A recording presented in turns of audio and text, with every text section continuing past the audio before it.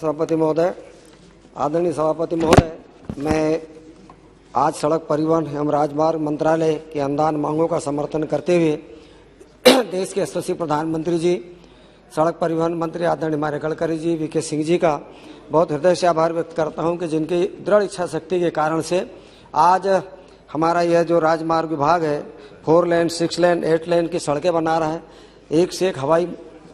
पुल का निर्माण हो रहा है। अंतर्राज्यीय मार्गों पर, सीमाओं पर पुलों का लगातार निर्माण करके नए नए विकास के आयाम गढ़ते चला जा रहा है। सभापति महोदय, मैं इस अवसर पर देश के पूर्व प्रधानमंत्री स्वर्गीय अटल बिहारी वाजपेयी जी को याद करना चाहूँगा और उनको श्रद्धासुमन अर्पित करते हुए कहना चाहता हूँ कि देश के ऐसे पहले यशस्वी प्रधानमंत्री हैं जिन्होंने गाँव के लोगों के लिए पक्की सड़कों का जिन्होंने सपना देखा और उनके सपनों को पूरा करने में गडकरी जी ने बड़ा योगदान दिया। इसलिए पुनः इनका आभार व्यक्त करते हुए एक बात बताना चाहता हूं कि मेरे क्षेत्र से कश्मीर से कन्याकुमारी NH7 जाता है। इस NH7 को उस समय पर तत्कालीन प्रधानमंत्री अटल जी के समय पर स्वीकृत किया गया था। किस तरह से पिछली सरकारें विकास के काम में रोड़ा बनती है, सभापति महोदय, मैं उसका एक प्रत्यक्ष उदाहरण मेरे लोकसभा क्षेत्र का मेरा सिवनी होम टाउन है। उसमें मेरे यहाँ पर एक जब सड़क स्वीकृत हुई थी तो ये स्वर्णिम चतुर्भुज के अंतर्गत स्वीकृत हुई थी,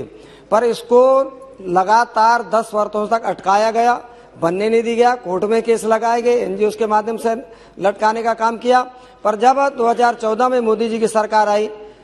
और उस समय पर फिर गडकरी जी भी मिनिस्टर बने, तब जाकर इस योजना को स्वीकृति मिली। और यह आज जो मेरी मोहगांव से सड़क तक जो नागपुर को सड़क जोड़ती है, यह एशिया का पहला ऐसा सड़क मार्ग बना है जो साउंड प्रूफ है, जिसमें हमारे यहाँ पर पेंच नेशनल पार्क है, वहाँ से सारे जो हमारे जंगली जानवर हैं, जितने वन्य पशु हैं, उनका भी सुविधा का ध्यान रखा। केवल 8 किलोमीटर के मार्ग 900 करोड़ रुपए में बना के ऐसा मार्ग बना के दिया, इसकी जितनी तारीफ की जाए। एशिया का पहला ऐसा मार्ग है और पेंच नेशनल पार्क है जहाँ हमारे दुनिया के लोग पेंच नेशनल पार्क आते। पर जबलपुर से नागपुर के बीच में ये स्थिति थी कि हमको 4-6 घंटे भी लगते थे तो न नागपुर तरफ से पहुंच पाते थे न जबलपुर तरफ से। पर आज की स्थिति में नागपुर से 1.5 घंटे में हम पेंच पहुंच सकते हैं, 2.5 घंटे में जबलपुर से पेंच आ सकते हैं। तो सभापति महोदय, ऐसे अद्भुत काम के लिए मैं गडकरी जी को हृदय से धन्यवाद देना चाहूंगा। और इसी तरह से कहना चाहता हूं अध्यक्ष महोदय कि सड़कों के बनने के कारण से आज इस तरह से शिक्षा में हो, चिकित्सा में हो, सारी सुविधाएं प्राप्त हुई हैं और जिनके कारण से यह देश बहुत तेजी के साथ आगे विकास में बढ़ा है। सभापति महोदय, मैं यह भी कहना चाहता हूं कि इस समय हमारा भारत देश दुनिया का दूसरे नंबर का देश है जहां सर्वाधिक लंबाई की सड़कें हैं, लगभग 64.45 लाख किलोमीटर सड़कें हैं। यह अमेरिका के बाद सबसे ज्यादा लंबी सड़कों का देश है। सभापति महोदय, इस अवसर पर यह भी बताना चाहूंगा कि जिस तरह से शरीर में धमनियों का महत्व होता है, ऐसे देश के शरीर के विकास के लिए धमनियों का महत्व है, अच्छे रक्त के संचालन के लिए धमनियों का महत्व है, ऐसे ही देश के विकास के लिए अच्छी सड़कों के होने का महत्व है। और इस काम को करने के लिए आदरणीय गडकरी जी ने जिस तरह की व्यवस्था बनाई, सभापति महोदय, बताना चाहूंगा कि जहां पहले बजट के पूर्व 1914-15 में जहां सड़क केवल 91,287 किलोमीटर सड़क थी, आज 21-22 में लगभग 1,41,190 किलोमीटर लंबी सड़क बनाई जा चुकी है। इसी तरह जो बजट 14-15 के समय जो था, उससे लेकर आज की तारीख में 3 गुने से ज्यादा 1,99,000 करोड़ का बजट दे करके इन सारे कामों को करने का काम मार्ग प्रशस्त किया है। इस तरह से 7 साल में लगभग मोदी जी के कार्यकाल में, गडकरी जी के इस कार्यकाल में 7 साल में 1.5 गुना राशि भी दी और सड़कों को भी बनाने का काम किया है। सभापति महोदय, और इसीलिए कहा जाता है कि मोदी है तो मुमकिन है, और गडकरी जी का जो विजन है आज देश को बहुत ऊंचाइयों की ओर ले जाने का काम कर रहे हैं। सभापति महोदय, मैं इस अवसर पर आदरणीय गडकरी जी को और इधर से धन्यवाद देना चाहूंगा कि उन्होंने CRIF के अंतर्गत हमारी सड़कों को स्वीकृत करने का काम किया, जिसमें मेरे यहाँ पर एक बंडोल से कोहका सड़क लगभग 40 किलोमीटर की सड़क है, उसका निर्माण होगा, जो कि हमारे NH7 को और बालाघाट से हमारे सिवनी से छिंदवाड़ा वाले मार्ग को इंटर कनेक्टिविटी का 40 किलोमीटर का एक मार्ग बनेगा। इसी तरह से सभापति महोदय, मैं हृदय से धन्यवाद देना चाहूंगा कि जब पूर्व हमारे राजमार्ग मंत्री थे हमारे पड़ोसी छिंदवाड़ा के, तो उन्होंने अपने यहाँ जितने सड़कें बनाई, जितने NH बनाए, पर टोल अपने क्षेत्र में नहीं लगने दिया, उनको अन्य जिलों की तरफ स्थानांतरित किया। मेरे सिवनी में इतने ज्यादा टोल हो गए थे, एक NH का एक टोल हटाने का भी काम किया है, जिसकी बहुत जनता की मांग थी। पर मैं इसी तरह की एक मांग करना चाहता हूं कि जो छिंदवाड़ा से सिवनी के बीच में सिवनी से केवल 15 किलोमीटर दूर लाके टोल लगा दिया गया है, जबकि हमारी दूरी 25 किलोमीटर पड़ती है। तो जनता की मांग है कि कम से कम उसको बॉर्डर पे लगाया जाए, ताकि हमको केवल शहर से निकलने वाले व्यक्ति सिवनी जिले में जाना है तो टैक्स देना है और छिंदवाड़ा के लोगों को देना नहीं पड़ता, तो कम से कम उसकी सुविधा हमारी जनता को मिले। सभापति महोदय, मैं आज आपसे ये भी कहना चाहता हूँ कि जिस तरह गडकरी जी ने नए आयाम गढ़े हैं, तो इसके अंतर्गत मेरी एक डिमांड है मेरे लोकसभा क्षेत्र की। मेरा लोकसभा क्षेत्र में एक और अभ्यारण्य है,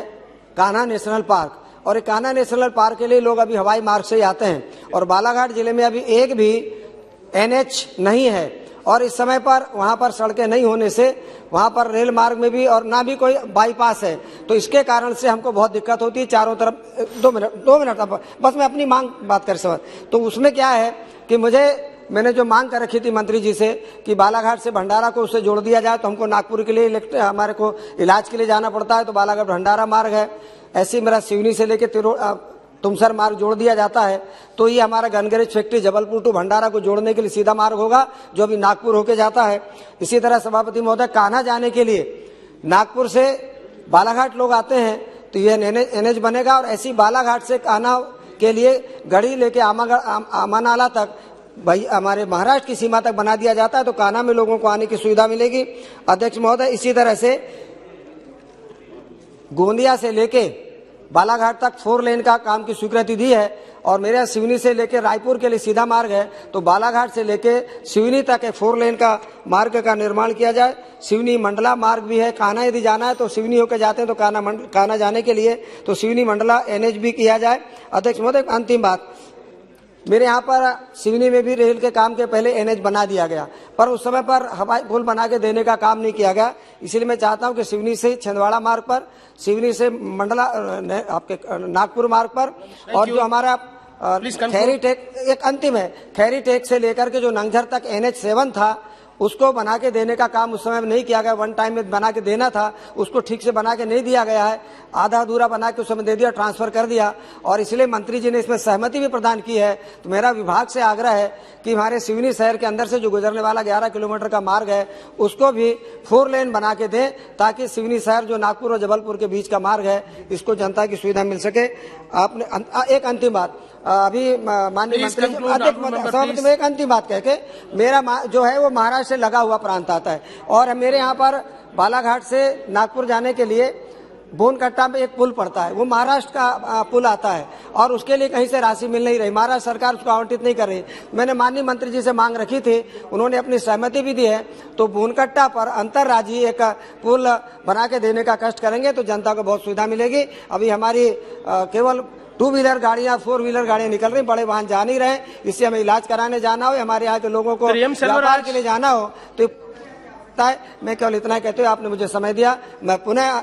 अनुदान मांगों का समर्थन करते हुए अपनी बात समाप्त करता हूँ।